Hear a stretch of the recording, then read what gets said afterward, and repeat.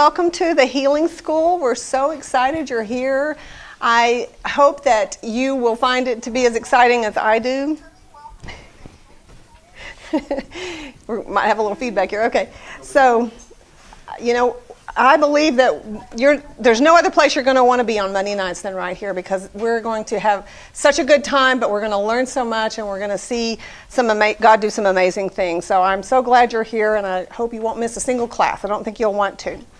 So for those of you who don't know me, I'm Sarah Baumgartner, and I want to introduce my husband, Harold, if you want to stand up and wave. That's as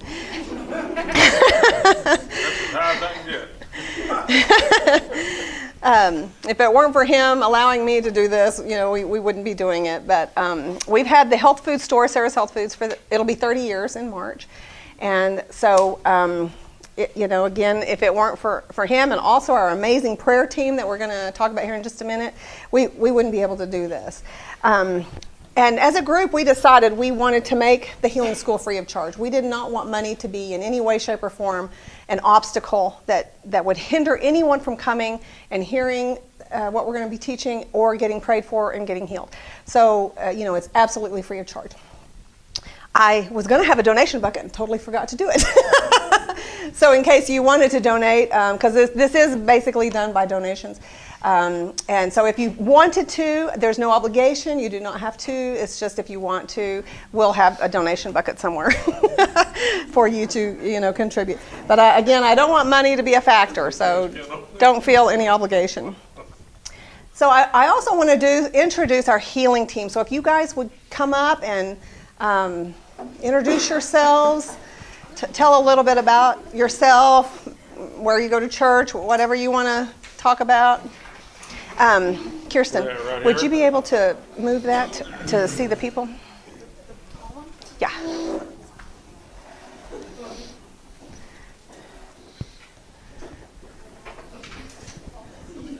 So come on.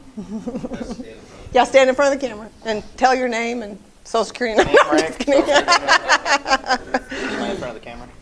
No, you're not. Okay, she's turning it to you. It has like a lag really bad. Oh, does it? Okay. Okay, now you My name is Bob Lawrence. I'm an elder at Faith Christian Fellowship, and I've known Sarah for a day or two. But anyway, we're just here to serve. And I'm Deborah Lawrence. My wife. Yes, that would be, yeah. Your first wife. Exactly. Okay. All right. We'll just have you guys come over here too. Great. Okay. Well, I'm Harold Baumgartner. Sarah's my wife. And we decided to start the Healing School by her prayer. God told her to. And that's what we're doing. We're going to obey the Lord and do what He tells us to do. Amen. My name is Raymond. This is my wife, Gail. We go to Cowboy Church out on Highway 152, Canadian River Cowboy Church. And we're just glad to be here. We just want to believe God. I'm so glad you're here. You're not late. We just started early. Come on in. You can go around to the left and go find us. You may want to consider some of that, but we've been in the ministry together for many, many years, and we're just excited to be able to minister here and do what God would have us to do. Amen. Praise God.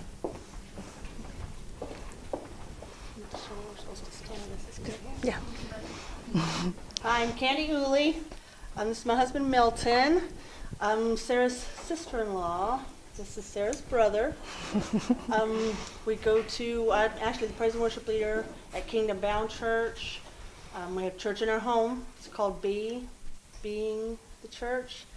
Done ministry for many, many years, done lots of traveling plays. We're currently working on a movie. Seen lots and lots of healing ministry, lots of healing miracles just over the last 20 years or so. Limbs growing out, and I believe great things for this healing school. I just see God working in just a mighty way, and I'm excited about it. Excited to see what He's going to do. Amen. Candy's my better half. I'm Milton. We often work as a team. She brings lots of giftings to the table.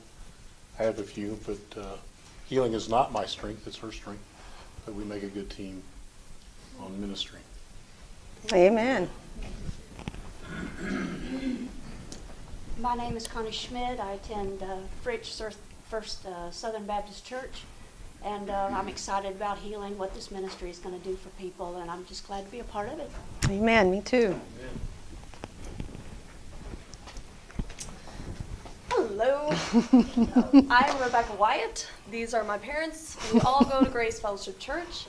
I also recently got to go and work at Bethel, or not work there. I got to go to the school there, the Supernatural Ministry, and that was a lot of fun. So Yeah. I'm super excited to see what God's going to do here. It's going to be good. Yeah, she's living my dream, getting to go to Bill Johnson's School of Ministry. I'm Lynn Wyatt, and I just am in love with Jesus. I love to watch what he does, and I'm excited to see what he's going to do here. I'm Joe Wyatt, her other half. She's definitely the better half. We've been directors of the healing room at Grace for some time, and also we have had healing services in El Salvador for several years, and we've seen some remarkable things, and we're ready to see more. Amen. Well, I tell you, I am so thrilled with the incredible people I have on my team. It's like, I wouldn't do this without them. Honestly, this would not be happening if I didn't have them here to pray for you guys and to help me and do all of this. So I just really am thrilled to have them. Now, and as you notice, they'll all be having badges. This is just to help you identify who is on the prayer team.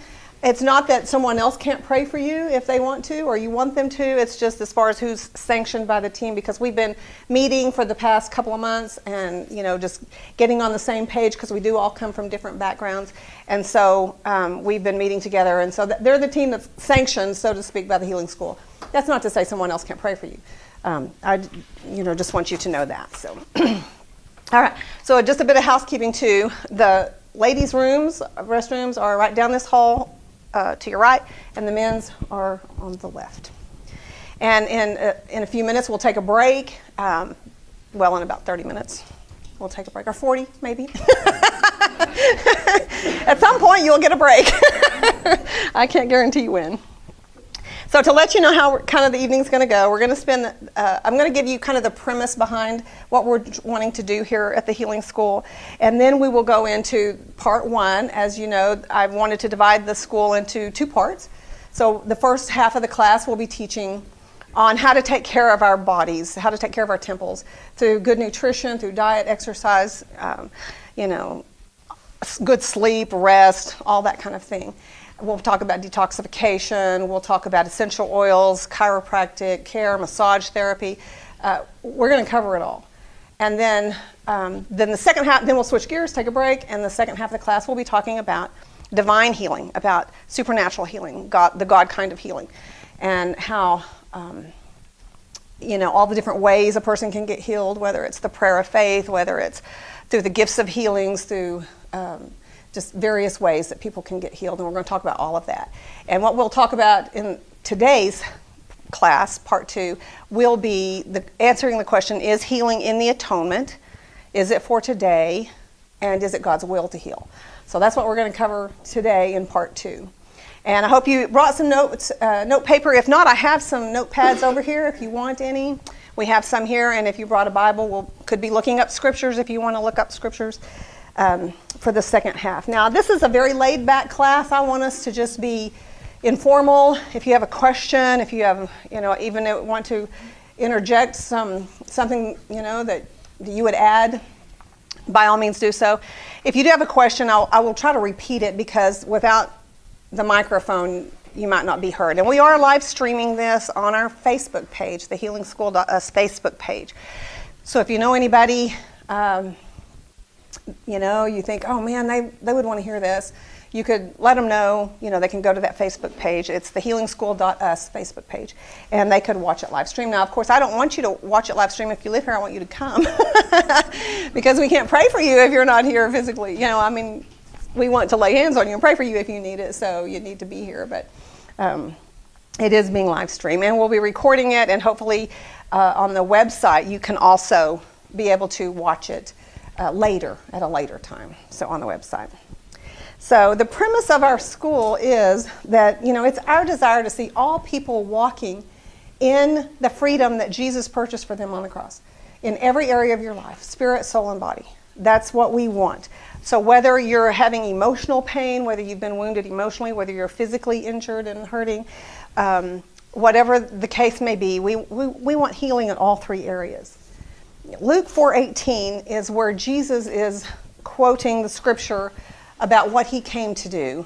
And it's a fulfillment of a prophecy that was given in Isaiah 61. But basically, it tells us that Jesus came to preach the gospel, so that's salvation, and for our spirit, so to speak. Again, I should have named the school, Healing the Whole Man, Spirit, Soul, and Body, because that's exactly what we're doing here. We're going to talk about all three areas of who we are. We are a tripart being. We have a spirit.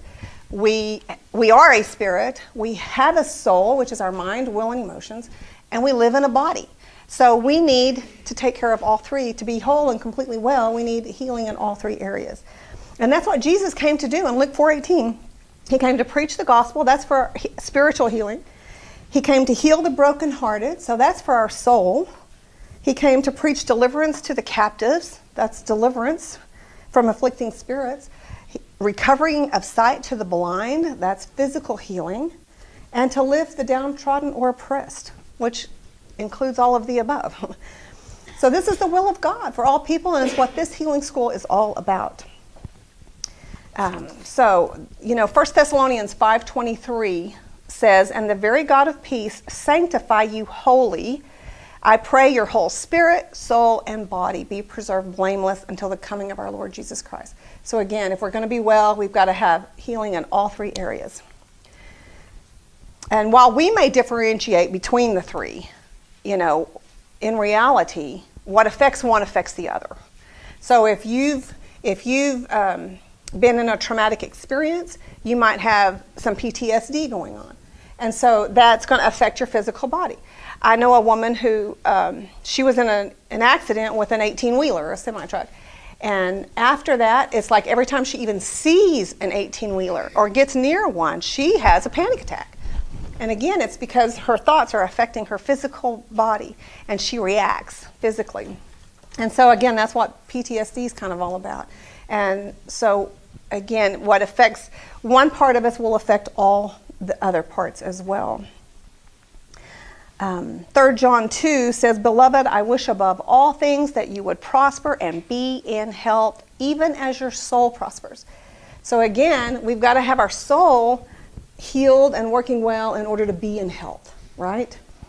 You can eat the most incredibly healthy diet. I mean, clean, grow your own food, organic.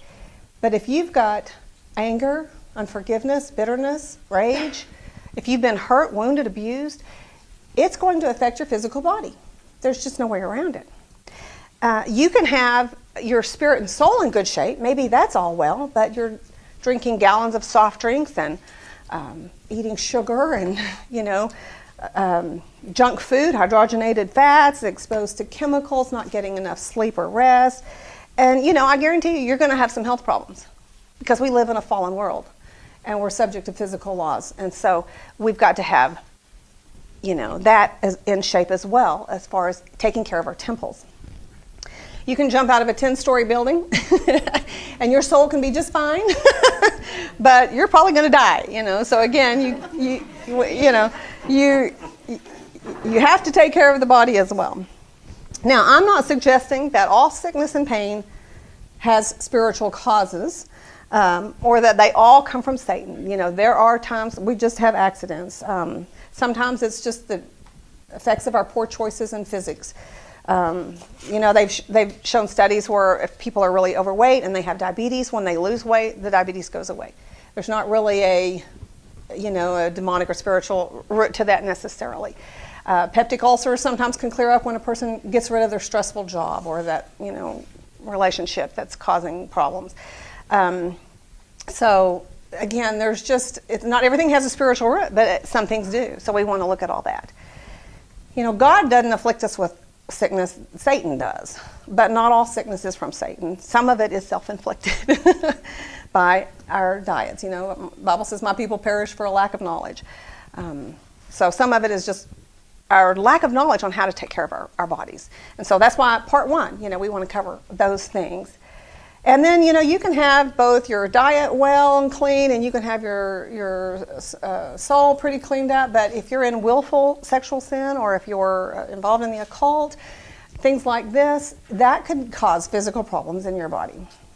There were 2 different times Jesus, when he healed somebody, he told them, go and sin no more, lest a worse thing befall you. And then when he told the paralytic, when he healed him, he was, he said, your sins are forgiven you. So he was equating forgiveness of sin with healing. And we actually see this principle all throughout the Bible. So sometimes the cause of our physical problem is sin. And that's easy enough to fix. Jesus paid the price for that. All we have to do is receive it and believe it and accept it. And so we'll talk about that.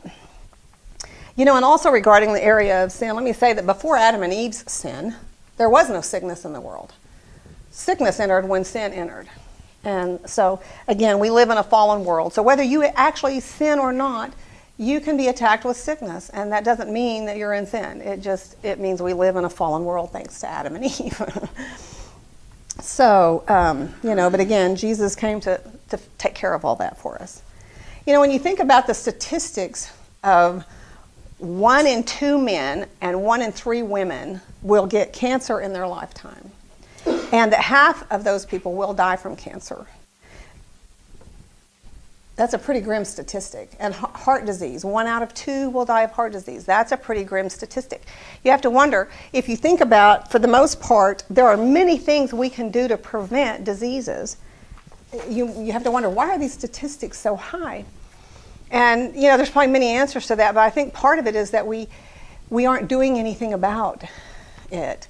Every day we might hear about something else that causes cancer, or something not to eat that'll contribute to heart disease. Or we are learning now more about the mind-body connection, about how stress and anxiety and anger can affect us. But we don't think that's going to ever happen to us, or we don't think it's going to affect us. So we just ignore all those things and keep on doing the same things we've been doing. What's the definition of insanity? Doing the same thing over and over and expecting a different result. So if we have some health issues, let's figure out what's going on and let's get that fixed. And it could be in one of all 3 of those areas. So I want to read something to you that Plato wrote around the year 400 BC. So that's a long time ago, right? He said, the cure of the part should not be attempted without the cure of the whole. No attempt should be made to cure the body without the soul. And if the head and the body are to be healthy, you must begin by curing the mind. That is the first thing. Let no one persuade you to cure the head until he has first given you his soul to be cured. For this is the greatest error of our day in the treatment of the human body, that physicians first separate the soul from the body. So 400 BC, they were trying to do this very thing of separating the soul from the body. And they were trying to do it back then, but it really didn't take a firm hold until the 17th century is when modern Western medicine kind of began developing, and we'll talk about that here in a minute when I get to the first part of our class. But they do try to separate these out, and that's what we're trying to do here, is realize they're not separate. They're together. We've got to treat the whole person. Did you know that there are 3 primary Greek words for healing in the New Testament? But the one that's used the most, over 110 times, is the word sozo. Have y'all ever heard of that word before? Sozo, it's the Greek word, one of the Greek words for healing. And it means to save, because it's also the term used for salvation or to save, like as in getting saved, born again. It's also the word used to deliver someone. Whenever, I think it was, Jesus healed the woman who was bent over, and he said, go, your faith has saved you. Well, she had been delivered from a spirit of infirmity, and yet she was saved. She was sozoed because she got delivered, and that's how she got healed. It means to protect or rescue from danger. For instance, when the disciples were in the boat and the storm came and they're saying, Jesus, save us. Don't you care we're perishing? Well, the word save is sozo. So it means to rescue from danger. It means to heal, to preserve, to make whole. And so this is, it means to be rescued out from under Satan's power and restored into the wholeness of God's order and well-being. And again, it's used to mean saved. 86 times it's used to mean healed of disease. So this is interesting because, again, sozo means healing in all three areas. So that's what we're about, healing in all three areas. So that's why this class is divided into 3 parts, basically. The first part will be on nutrition, the second part on divine healing, and the third part will be we're going to pray for the sick. So our team will be up at the front, and anyone who wants prayer can come up for healing. It's really God's highest will is not that we get healed, but that we don't need healing, that we walk in divine health.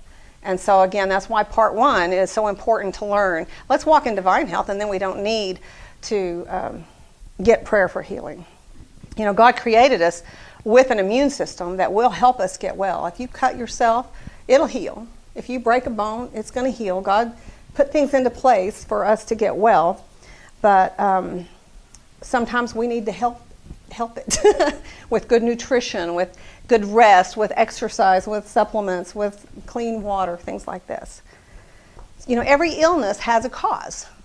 And so we need to find out what's causing it. Your symptoms are your body's way of telling you something's wrong, something's out of balance.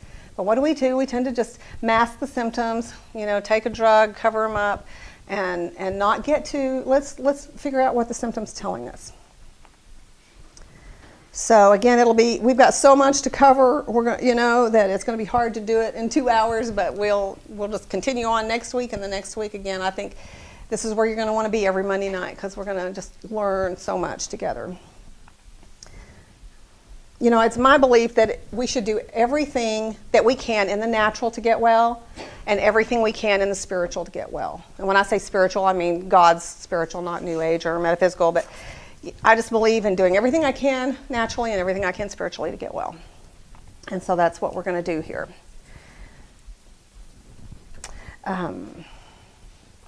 So if you haven't already registered, I do encourage you to register. It's not that you have to. Anyone can come. You don't have to register, but it's just, it helps us know how many to expect that might be coming. It helps me to be able to communicate with you if, what maybe we're going to be teaching on that week, or if we have to cancel for some blizzard or something, you probably wouldn't come on a blizzard night anyway, but it's just a good way for me to communicate with you, although I promise I won't spam you with a bunch of junk mail. I don't have time to do that. So here's a partial list of what we're going to be learning over the next several weeks. So hopefully some of these will pique your interest. So again, we're going to cover the 8 laws of nutrition, nutrition, exercise, water, rest, sleep, fresh air, detoxification or limiting toxins.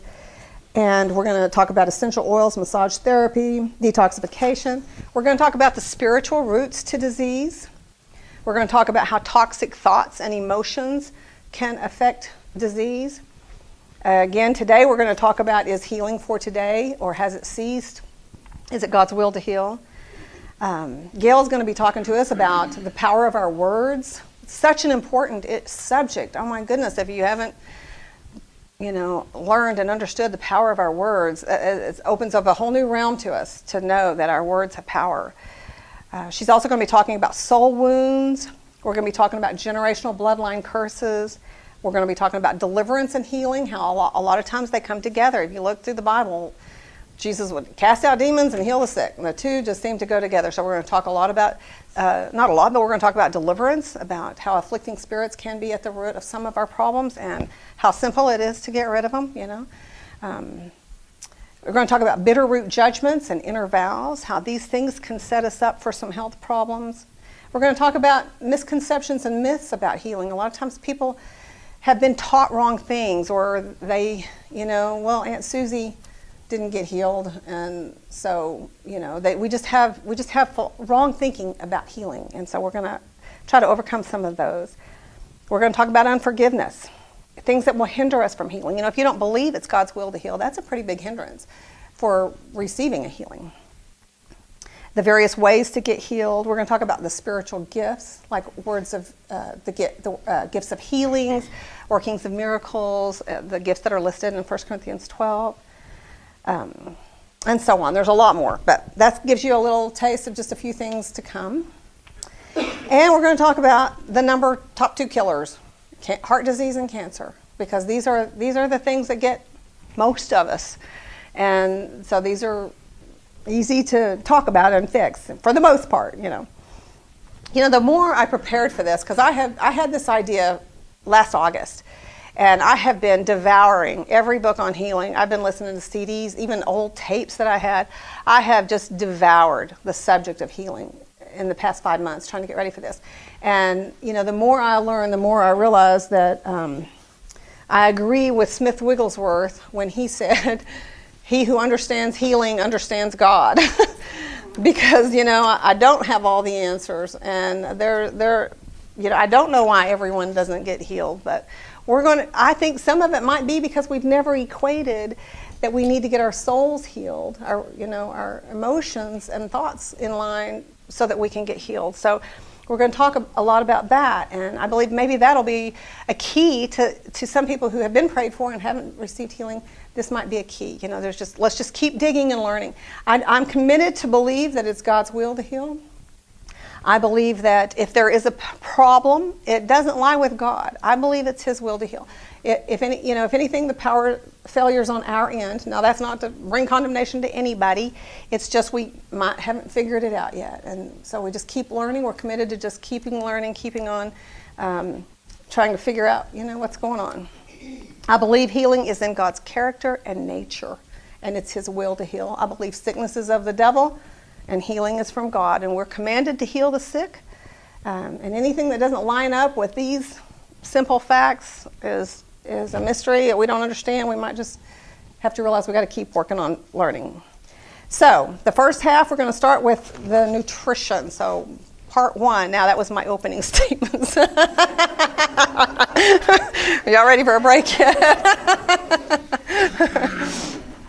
Okay, so holistic health. This is kind of my talk about for this part 1. First off, I want to say how much I appreciate and honor and value all doctors and people in the medical profession, nurses. I have seen firsthand their extraordinary ability to help us in crisis situations. I recently was in the emergency room with my sister-in-law, and I saw the compassion and the help that they are. And when you think about how they help in trauma centers and burn units and crisis situations where there's disasters, we would be in a terrible place without doctors and nurses and the medical people. And so anything I'm going to say from here on out is not about them. It's really more about the philosophy behind Western medicine, and it's just about the organized system of it that they're kind of trapped in themselves. And so I just want to put that out there up front. So we really do truly give the highest honor to doctors and nurses. We're not against them. We love them. So let's talk about the healthcare system in the United States.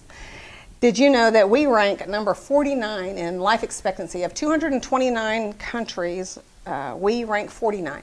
Now you think about, we have the best medical care system in the world, wouldn't you think? I mean, we have the best doctors, we have great technology, we have great equipment. Why would we be 49th in life expectancy? I would just think we would be a little further up the chain there. And yet we spend 50% more per person on healthcare than any other country. So, or the next one in line, which is Norway. They're the second. They spend the second most after us. And we're also the American healthcare system is ranked 37th amongst the nations of the world by the World Health Organization. So, and there's a lot of grim statistics. I didn't dig them all out about, the billions of dollars, trillions of dollars we're spending on healthcare. Now we're at $1.4 trillion spent on disease care, really. It's not healthcare, it's disease care. We mostly are treating disease with that money. We're not spending that money to prevent disease or walk in wholeness. We lead the developed world in deaths from heart disease, prostate cancer, breast cancer, colon cancer, and diabetes. And diabetes has doubled in just the past 5 years. The American Cancer Society now says that 1 in every 2.5, it used to be 1 every 3, I don't know where we get 2.5, but anyway, will develop some form of cancer in their lifetime, and half will die from it. In the February 9th, 1994 issue of the Journal of the American Medical Association, they said this: the war on cancer was declared a failure. The article said in all age groups, cancer incidence is increasing. Few new effective treatments have been devised for the most common cancers. And even more shocking than this is an article in the April 15th, 1998 Journal of the American Medical Association, which reported that there are more than 2 million drug reactions annually in the United States, and of these, more than 100,000 are fatal, making prescription drugs the 4th leading cause of death in America. So we have heart disease. Does anybody know what number 2 is? Heart disease number 1. Cancer is number 2. Anybody know what 3 is?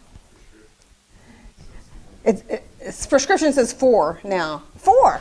I mean, over 106,000 people die every year from prescription drugs. If that was an herb, we would be shut down. But 100,000 people every year can die from prescriptions. And we're talking regular, prescribed, not abused, not misprescribed. It's regular use. It's the adverse reactions. Now, listen to this, because this was startling to me when I learned this. I was shocked. These numbers only count drugs that are prescribed correctly and at the right dose. So this doesn't include patients who are given the wrong drugs or are given the wrong dose or the wrong combination. The FDA estimates that only 1% of all adverse reactions are reported, which, if true, would make deaths from adverse reactions to drugs as high as 700,000. Now we're getting up there higher than cancer for number 1 killer, number 2 killer. And then finally, combine that 700,000 with the number of people who die from misdiagnosis, inappropriate treatment, secondary infections received in hospitals, or just plain physician error. And the startling fact is that modern medicine, despite all the great things it may have accomplished, is arguably the single leading cause of death in the United States. And again, I could go on and on with the grim statistics, but how did we get here? How did we get here? Well, let's talk about the philosophy behind modern medicine. Before they used to treat the whole man. They looked at the whole person. But around the 17th century, there was a man named René Descartes. He was a mathematician and a philosopher, among other things, a scientist. And he decided to remove, he said the body is physical, but the spirit is immaterial. And he couldn't do anything with that. So he separated the two, saying that there's just this division between them and never the two shall meet. And they didn't affect each other. So his philosophy and his teaching began catching on among other physicians of the day in the 17th century. And so again, they just removed the spirit and soul from the body, and they began looking at the body as a machine, because they could look at the universe and everything was mathematical, and they could figure it out. So they just looked at the body as a machine that could be cataloged and analyzed, and have compartmentalized and adjusted and repairs made to it, kind of like a car. You can repair a car, so they figured they could just repair a body part. And so the body as machine concept, rather than the holistic thing, began to take hold, and that really is what has affected our modern medicine today. So, medical knowledge doubles every 4 years. So no one can keep up. I mean, honestly, who can keep up? There's so much to it. And so that's when medicine decided to become specialized. So, we have specialists now. We have just one guy who focuses on the kidneys. And, you have a heart doctor. And you have, sometimes a person will have 6, 7 different doctors they go to see all the time. And so, if you go to the heart doctor, you're a heart. If you go to the kidney doctor, you're a kidney. If you have a knee problem, your doctor will refer you to an orthopedic doctor. And to him, you're a knee. And his goal is to try to figure out how to stop the knee pain. And usually that is with either surgery eventually, or with steroids or shots or pain medicines. They don't look at what could be causing the knee to hurt. Let's get to the root of why the knee hurts. And this hits very home to me because I had knee pain. And I heard a chiropractor say that knee pain can sometimes be caused by the gallbladder. And when you think about it, the gallbladder is affected by our stress levels. The question is asked, who's galling you or what's galling you? What's irritating you and just making you angry and bothering you and you can't let it go? This will affect your gallbladder every time. And then the gallbladder can affect the knee. Who knew? I didn't. But anyway, I'll tell you, maybe your knees are hurting because your feet are pronating. Or maybe that you have your hips out of place, the sacroiliac is out of place. Maybe it's because, in my case, I was drinking coffee.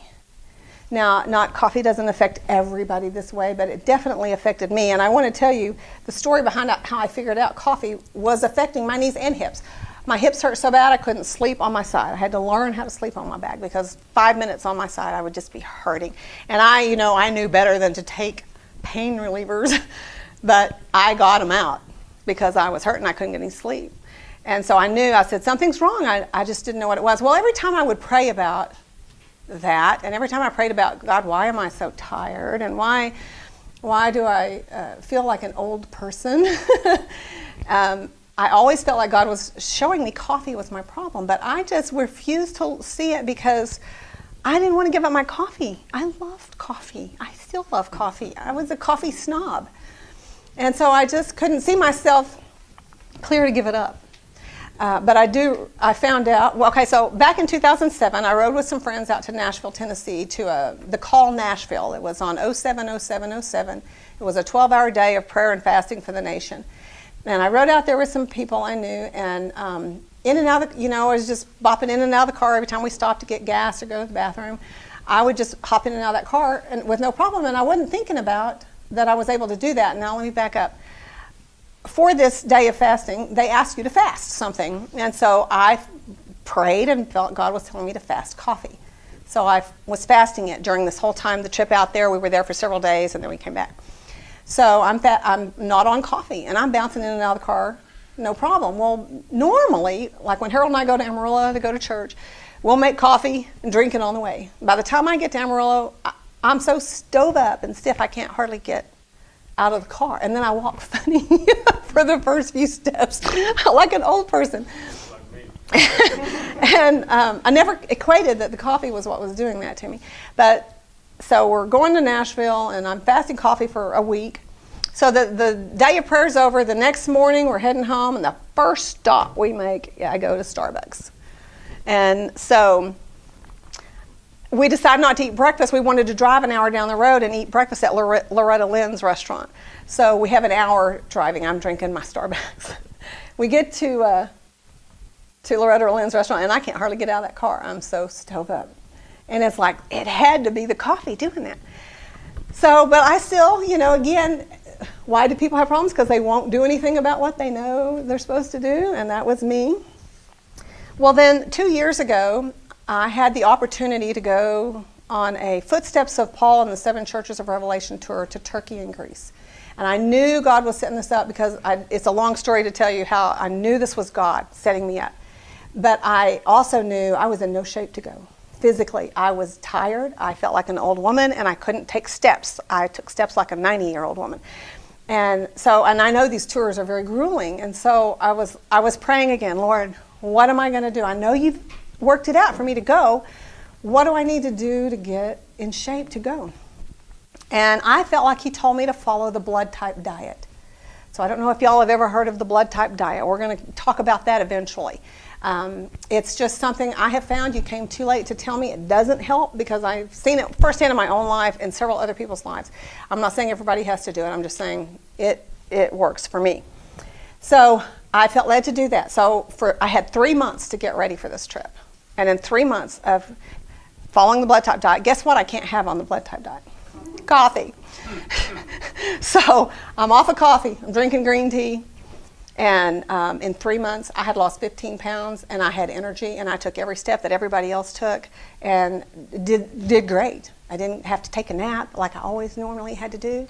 And so, it's like, wow, this is really amazing. So maybe your knee pain is coffee. That's the point of all of that, is to say, let's get to the root of it instead of just taking a pain pill or eventually getting surgery. And I'm telling you, I was on the road to knee and hip surgery.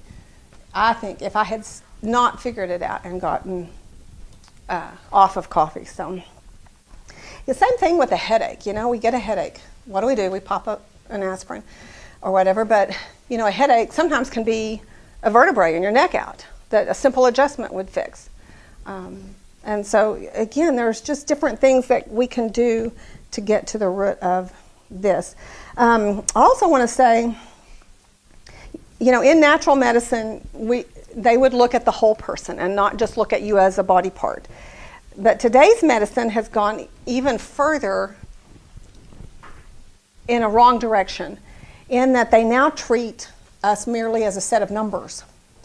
The doctor will order up all these blood tests, and then they see what your numbers are, and then they base what they give you to move those numbers up or down. It's all about the numbers. It isn't about what kind of stress you're in at home. It isn't about what you're eating. It's about getting those numbers to move by giving you a drug.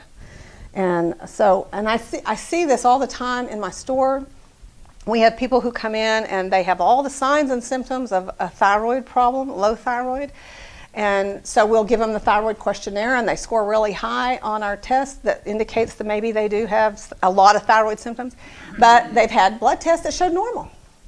And so the doctor just, he won't treat you for thyroid if your numbers don't show you need it. And, he will order the test because based on his experience and education, that leads him to say, it looks to me like you have a thyroid problem. And so let's run a test. But if the test doesn't show it, you don't get treated. And instead of him using his education and experience and going with that, they go with the numbers. And so we've even gotten further away from really treating the whole person in modern Western medicine. Getting rid of the disease isn't necessarily the main problem. It's getting to the root of the problem and fixing that. And sometimes that is an emotional issue or a spiritual issue. It's kind of like if the check engine light comes on in your car, what are you going to do? There's a couple of things you can go and cut the wire, so the light will go out. You can remove the fuse. Maybe we need to take a body part out, or just cover it up with some duct tape and you won't see it. Mask the symptom, take a drug to hide it. But, that's just not going to work. If we take the smart approach, we take the car to a mechanic and figure out what's wrong and get it fixed. And then that car will get us where we need to go, just like our body will get us where we need to go in life. We've got a lot to do. We need to be well and healthy to do it, right? Okay.